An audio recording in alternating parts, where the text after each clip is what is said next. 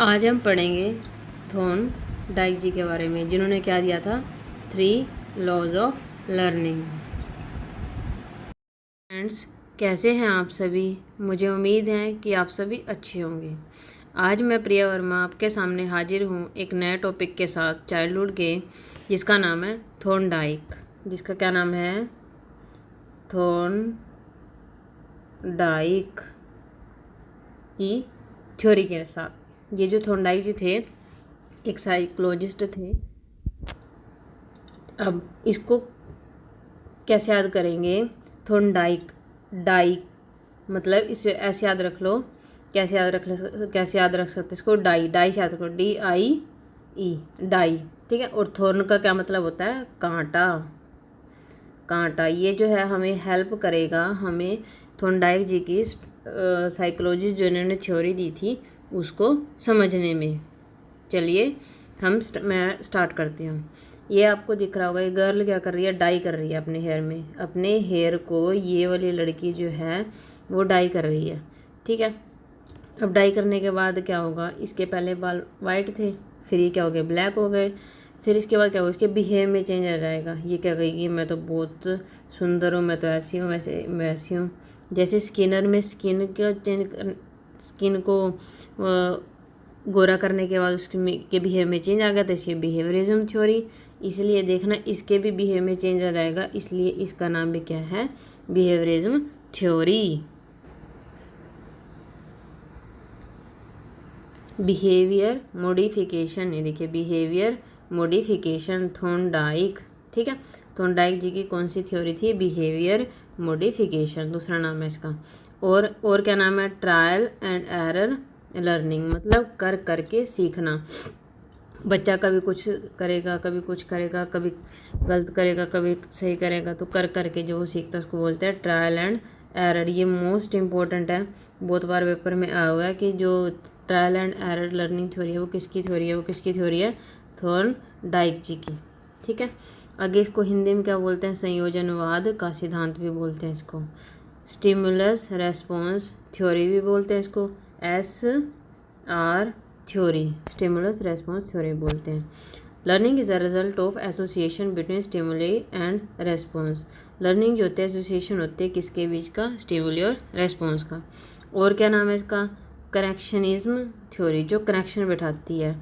मतलब एक चीज़ के साथ दूसरी चीज़ का जब कनेक्शन होता है, मान लो बच्चा प्लस करना सीख गया, फिर उसके बाद वो मल्टीप्लाई करना सीख जाएगा, तो ये कनेक्शनिज्म बैठाती है, जिसको क्या बोलते हैं? थॉर्नडाइक जी की स्टोरी को बोलते हैं। और क्या होता है? बॉन्ड, वही बॉन्ड और कनेक्शन सिमिलर से लग रहे होंगे। बॉन्ड बैठाती है जो एक दूसरे के चीज़ों के साथ, उसको बोलते हैं बॉन्ड थ्योरी। तो याद जरूर रखना है कौन कौन सी थ्योरी बोलते हैं इसको। Behaviour modification theory, trial and error theory, SR theory, connectionism theory और बॉन्ड थ्योरी। ठीक है। और संयोजनवाद का सिद्धांत बोलते हैं इसको। ठीक है। आगे देखो, सब्जेक्ट क्या क्या था इसमें जो इन्होंने दिया था। इन्होंने एक बिल्ली पे एक्सपेरिमेंट करा था। किस पे एक्सपेरिमेंट करा था? इन्होंने एक कैट पर एक्सपेरिमेंट करा था। उसमें एक मछली को लिया था। मोटिवेशन क्या था इसमें? स्मेल था, ड्राइव, हंगर था। इन्होंने क्या करा था? एक पिंजरे में जो था एक बिल्ली को डाल दिया था और बाहर उसके एक फ़िश को रख दिया था। ठीक है। फिर उन्होंने, जैसे यहाँ पे लीवर होता है तो बिल्ली यहाँ पे ट्राई कर, ट्रायल एंड एरर, कभी इधर पैर मारती, कभी इधर, कभी इधर, कभी इधर पैर मारती, लेकिन वो खुल नहीं रहा था। लेकिन जैसे ही उसने इस पे पैर मारा तो खुल गया, तो बिल्ली ने फिश को खा लिया। ठीक है। तो ड्राइव क्या था उसके लिए? हंगर थी, उसको भूख लगी थी। अगर भूख न होती तो वो कोशिश ही क्यों करती? ठीक है। आगे जो सबसे ज़्यादा इंपॉर्टेंट होता है, जिसके बेस पे पेपर में क्वेश्चंस आते हैं आगे, लॉज ऑफ लर्निंग। ये 3 लॉज हमारे पास कौन से? लॉ ऑफ रेडीनेस, तैयार हो। मतलब कि जैसे एक क्वेश्चन आया हुआ था किसमें? PGT 2022 में आया हुआ है। क्या क्वेश्चन है? एक हॉर्स है हमारे पास। ठीक है। ये हॉर्स हो गया। तो एक हॉर्स को यहाँ पे एक तालाब होता है जिसमें वाटर होता है, यहाँ पे जाता है। इसको यहाँ पे लेकर तो जाया जाता है, लेकिन ये पानी नहीं पीता। मतलब जब तो उसको प्यास ही नहीं लगेगी, जब तो पीने के लिए तैयार ही नहीं होगा, तब तो वो क्यों पिएगा? जब ऐसे ही है, जब तक बच्चा तैयार ही नहीं होगा सीखने के लिए, तब उसको कैसे सिखा सकते हो? नहीं सिखा सकते। आगे है law of practice and exercise. अगर मान लो कोई चीज़ आपने एक दिन पढ़ी और दूसरे दिन उसको पढ़ाई नहीं, तीसरे दिन, कई सारे दिन हो गए, तो आप उसको धीरे धीरे भूल जाओगे। इसलिए लॉ और प्रैक्टिस भी ज़रूरी होती है। ठीक है। आगे नेक्स्ट है हमारे पास लॉ ऑफ इफ़ेक्ट। इफ़ेक्ट मतलब प्रभाव, ये भी इम्पोर्टेंट है। क्या होता है इसमें, अगर आप बच्चे ने कोई काम करा, मान लो ये बच्चा है, ठीक है, अगर ये मान लो यहाँ सब्जी वाले के पास गया, ये बहुत सारी सब्जी रखी हुई थी यहाँ पे, वेजिटेबल्स, ये गया, ये खुद ही ले आया, ठीक है, अपने घर यहाँ पर, ये घर यहाँ पर खुद लेके यहाँ पे आ गया, ठीक है। अगर इसकी मम्मा ने यहाँ पर इसकी तारीफ़ की, बेटा आप तो अकेले सब्जी ले आए, आपने तो बहुत अच्छा काम करा, आप तो बड़े हो गए हो, तो क्या होगा, ये और अच्छा करने की कोशिश करेगा। लेकिन जैसे घर पहुँचा, इसकी मम्मा ने इसको डांट दिया, आपने तो बहुत गलत किया, आप अकेले कैसे चले गए, अगर ये सब्जी वाला आपको उठा लेता तो ऐसा होता वैसा, तो इसकी पिटाई कर दी, तो ये क्या होगा, नहीं सीख पाएगा। तो ये उन्होंने बताया था कौन कौन से थे, लॉ ऑफ रेडीनेस, प्रैक्टिस और इफेक्ट, RPE, या ऐसे याद रख लो इसको, प्री, जैसे प्रीमियम टेस्ट होता है ना, ऐसे ही प्री से याद रखना है, ठीक है। अगेन नेक्स्ट जो है सेकेंडरी लॉज ऑफ लर्निंग। आपके पेपर में कैसे आएगा, आपको लॉज दे दिए जाएंगे, जैसे कि 4 सेकेंडरी लॉज दे दिए, 1 2 3 4, ये सेकेंडरी दे दिए, और इनमें पूछ लिया प्राइमरी कौन सा, तो एक प्राइमरी दे दिया होगा। तो आप एक काम करना, सिर्फ प्राइमरी याद रख लेना, सेकेंडरी बस एक बार रीड आउट कर लेते हैं, उसमें से सिलेक्ट कर लेंगे, ठीक है। सेकेंडरी लॉज ऑफ लर्निंग कौन से हैं, लॉ ऑफ प्रेमिसी, शुरुआत अच्छी होनी चाहिए, जैसे कहते हैं ना first impression is the last impression. अगर मान लो कोई इंटरव्यू देने गया, ठीक है, अगर उसका इंटरव्यू जो है उसने इंप्रेशन डाल दिया कि मैं तो बहुत अच्छा हूँ, मैं तो ऐसे कर सकता हूँ, मैं तो वैसे कर सकता हूँ, तो आगे जो थ्रू आउट उसका काम रहेगा वो भी अच्छा रहेगा, ठीक है। आगे रिसेंसी, रिसेंट की चीज़ें याद रहती है, तभी तो हम बार बार पेपर से पहले रिवाइज करते रहते हैं, तो क्योंकि हमें रिसेंट की चीज़ें ज़्यादा अच्छे से याद रहती हैं, ठीक है। नेक्स्ट है हमारे पास law of intensity of stimulus, जो चीज़ें चाहिए वो भी प्रभावी होनी चाहिए।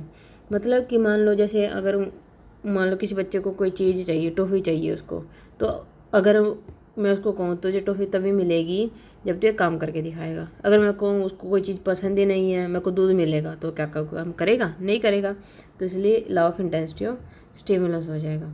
लॉ ऑफ मल्टीपल रेस्पॉन्स, गलतियाँ कर करके सीखना, हमें कभी भी बच्चों को ये नहीं कहना चाहिए तो ये नहीं कर सकता, तो ये नहीं कर सकता, ऐसे मत करो, ऐसे मत करो, आपसे नहीं होगा, उसको करने देना चाहिए। क्यों, क्योंकि बच्चे कहते हैं गलतियाँ कर करके ही सीखते हैं, इसको बोलते हैं multiple response. Law of set और एटीट्यूड, एटीट्यूड भी पॉजिटिव हो, कोई एग्ज़ाम को इम्पोर्टेंट ही नहीं मानेगा। मान लो कोई किसी का एग्ज़ाम है, ठीक है, कोई कहेगा हो जाएगा पास, क्या करना है ये वो, तो क्या सही सीख पाए, वो नहीं सीख पाएगा। तो उसका एटीट्यूड भी जो है किसी चीज़ के लिए पॉजिटिव होना चाहिए, ठीक है। नेक्स्ट है लॉ ऑफ एनालॉजी एंड असेमिलेशन, इसमें क्या है, पिछले ज्ञान का काम आना। कोई बच्चे ने, जैसे वही मैंने एग्जांपल दिया था, जैसे प्लस करना आ गया उसको, ठीक है, तो मल्टीप्लाई भी सीख ही जाएगा क्योंकि उसमें भी प्लस करते हैं। एनालॉजी एंड असेमिलेशन भी उसको करना आना चाहिए।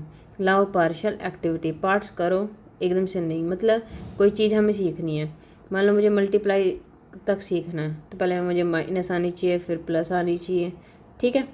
तो ये चीज़ें आएंगी तभी तो मैं पहुंच पाऊंगी, या सीधा मल्टीप्लाई पे पहुंच जाऊंगी, नहीं ना, पार्ट्स में कोई काम करता है तो वो सही से हो जाता है। Again law of associative shifting, मतलब स्टिमुलस को शिफ्ट करना, फिश को हटाकर उसे ऊपर रख दो, बिल्ली खड़ी होना भी सीख जाएगी, ठीक है। पहले हम फिश को यहाँ रख रहे थे, बिल्ली बैठे बैठे इसको खा रही थी, लेकिन अगर इसको ऊपर रख देंगे कि इस टेबल पे, तो बिल्ली क्या होगी, खड़े होना भी सीख जाएगी। इन्होंने बुक कौन सी लिखी थी, education, psychology, animal intelligence, psychology of learning, इन्होंने ये दी थी। अभी हम करेंगे प्रीवियस ईयर्स के, जो 10 ईयर्स के पेपर थे वो करते हैं, ठीक है।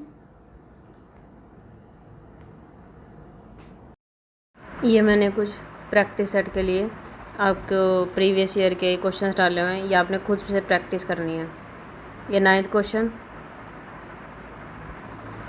आगे 6th क्वेश्चन, इसके आंसर मुझे आप कमेंट बॉक्स में देंगे।